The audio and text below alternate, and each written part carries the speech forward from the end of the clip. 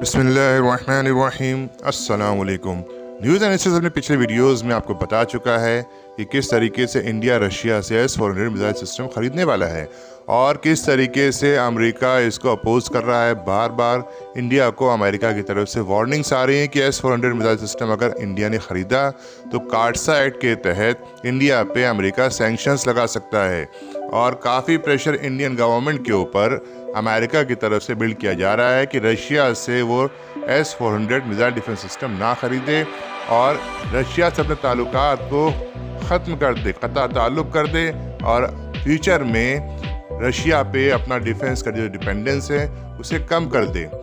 लेकिन इंडिया भी काफ़ी दिनों से इस प्रेशर को रेजिस्ट कर रहा था और इंडिया की तरफ से जो रिपोर्ट्स आ रही थी उसमें ये साफ था कि इंडिया अपनी डिफेंस पॉलिसी को इंडिपेंडेंट रखना चाहता है और इंडिया ने काफ़ी कोशिशें इसके लिए की और अमेरिकन प्रेशर को काफ़ी रेजिस्ट किया है। इंडिया की तरफ से ये भी कहा गया है कि S-400 मिसाइल डिफेंस सिस्टम खरीदने की जो डील हुई थी वो कार्डसा एक्ट के पहले हुई थी, इसलिए कार्डसा एक्ट के प्रोविजंस हमारी इस डील पे लगेंगे भी नहीं। $5.43 बिलियन की ये डील इंडिया ने रशिया से साइन की थी, जिसके तहत S-400 missile defence system India को मिलना था और अब उसकी डिलीवरी नवंबर 2021 के इस महीने में शुरू हो जाएगी। जैसे ही ये खबर कंफर्म की गई रशिया की तरफ से कि नवंबर तक इंडिया को हम S-400 मिसाइल डिफेंस सिस्टम की डिलीवरी शुरू कर देंगे, अमेरिका की तरफ से फ़ौरन रिएक्शन आया और अमेरिका ने इंडिया को वार्न किया कि अगर उसने ऐसा किया, रशिया से ये सिस्टम ख़रीदा, तो आने वाले दिनों में सैंक्शंस लग जाएंगे इंडिया के ऊपर। बार बार न्यूज़ और मीडिया रिपोर्ट्स के अंदर स्पेकुलेशंस हो रही थी कि क्या टर्की की तरह इंडिया पे भी अमेरिका सैंक्शन लगाएगा। टर्की नाटो का एक कंट्री है, एक मेंबर है और अमेरिका का एक एलाई भी है। बहुत से फ्रंट्स पे टर्की अमेरिका को सपोर्ट करता है, उसके बावजूद अमेरिका ने इन टर्की के ऊपर सैंक्शन लगा दिए, जिसका खामियाजा टर्की को भुगतना पड़ा और आज टर्की की इकोनॉमी काफ़ी कमज़ोर पोजीशन पे है और इन टर्की जो है बहुत परेशान है इन सैंक्शंस की वजह से। तो ये इस बारे में न्यूज़ एजेंसी एक रिपोर्ट ला चुका था पहले कि क्या अमेरिका इंडिया पे सैंक्शन लगाएगा। हमने ये भी बताया था कि सैंक्शंस लगाना इंडिया के ऊपर अमेरिका के लिए आसान नहीं है, क्योंकि इंडिया बहुत इंपॉर्टेंट कंट्री है। टर्की जैसा कंट्री इंडिया नहीं है, बल्कि इंडिया जोग्राफिकल लोकेशन भी बहुत इंपॉर्टेंट और इंडियन आर्मी और आर्म फोर्सेस की जो पोजीशन वर्ल्ड में है उस वजह से भी इंडिया बहुत इंपॉर्टेंट कंट्री है। और साथ में अमेरिका को इंडिया की ज़रूरत है। इंडो पैसिफिक रीजन में जो चाइना का थ्रेट निकल के सामने आ रहा है, उसकी काउंटर स्ट्रेटजी में इंडिया का अहम रोल है। साथ में जो मिडिल ईस्टर्न क्वाड अमेरिका ने बनाया है UAE और इजराइल के साथ, उसमें भी इंडिया को जगह दी है और इंडिया की इंपॉर्टेंस और बढ़ गई है।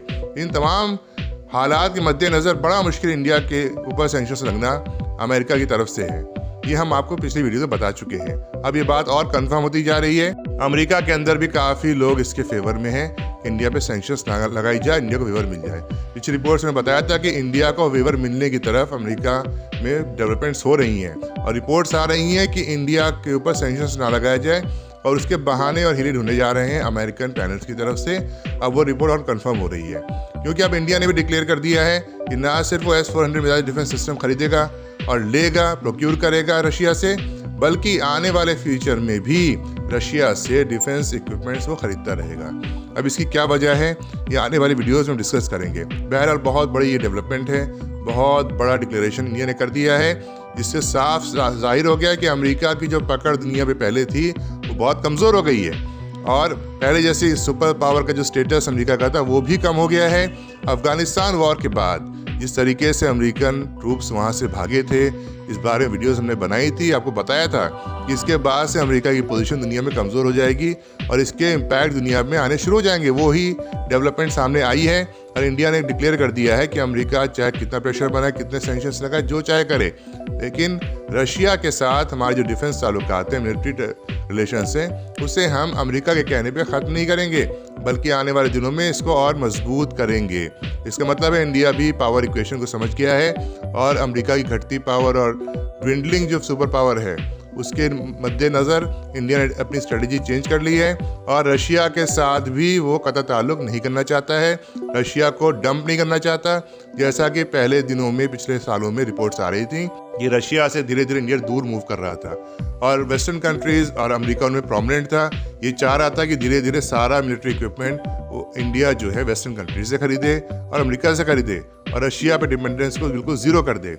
लेकिन अब जो सिचुएशन दुनिया में बन रही है, जो पावर सिचुएशन चेंज हो रही है, उसके मद्देनज़र इंडिया ने ये बेहतर समझा कि ना वो अमेरिका के पूरे प्रेशर में आएगा और ना अमेरिका से वो दुश्मनी करेगा, ना ही वो रशिया से कतई ताल्लुक करना चाहता है, बल्कि वो दोनों कंट्रीज़ को बैलेंस करके चलना चाहेगा। और इसी पॉलिसी के तहत जो शिफ्ट पॉलिसी में इंडिया के आया फॉरेन पॉलिसी में, इसके तहत ये डिक्लेरेशन इंडिया ने किया है कि आने वाले दिनों में भी हम रशिया से अपने डिफेंस ताल्लुकात को और मजबूत बनाएंगे और डिफेंस इक्विपमेंट्स के प्रोक्योरमेंट को और बढ़ाएंगे। इसमें इंडिया को बहुत फ़ायदा है क्योंकि रशियन इक्विपमेंट्स अमेरिकन इक्विपमेंट्स के कंपैरिजन में या वेस्टर्न कंट्रीज़ के इक्विपमेंट्स के कंपैरिजन में बहुत ही चीप पड़ते हैं, बहुत सस्ते पड़ते हैं और रशिया हर जगह इंडिया को सपोर्ट करता है और शरायत नहीं लगाता। जितनी भी चीज़ें मिलती हैं अमेरिका की तरफ से, वेस्टर्न कंट्रीज की तरफ से, वो मशरूत होती हैं, उनके साथ शर्तें लगी होती हैं, राइडर्स लगे होते हैं और बार बार जो है उस पर प्रेशर बनाया जाता है उस कंट्री में जो इनसे इक्विपमेंट्स खरीदता है। ये चीज़ रशियन इक्विपमेंट्स के साथ बिल्कुल नहीं है। रशिया इक्विपमेंट्स देता है, साथ में शर्तें नहीं लगाता है, बल्कि जो चीज़ उसने दे दी किसी कंट्री को फिर वो इंडिपेंडेंट हो जाता है। ये तमाम फ़ायदे इंडिया को मिलेंगे रशिया के साथ अपने ताल्लुकात को डेवलप करने से और ये बात इंडियन स्ट्रेटेजिक प्लानर्स को भी समझ में आ गई है, इसलिए बड़ा शिफ्ट इंडियन फॉरेन पॉलिसी में नज़र आ रहा है। इस वीडियो में बस इतना ही।